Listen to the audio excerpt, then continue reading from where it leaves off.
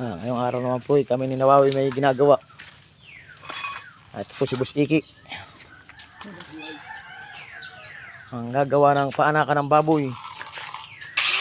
Repair.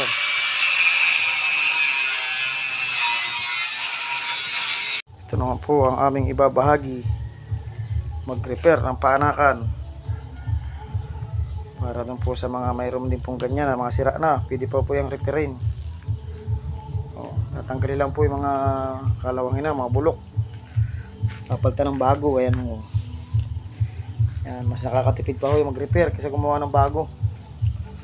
Malaki yung gastos pag bibili ng bago o gagawa. Kaya maghapon lang yung trabaho.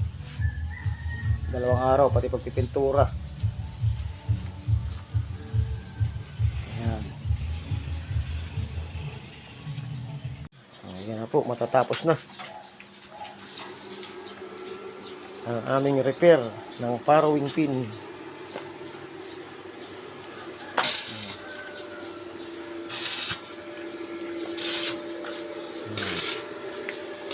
Ano pakainan.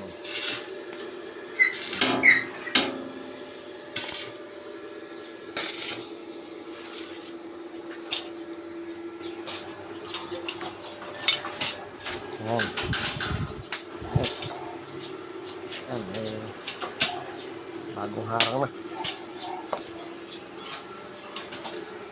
Kaya kainin mo man din yan. Ayan mo. Kainin mo ng bulaw. Kainin mo ng inahin. Ayan. Pinturahan na lang po yan bukas.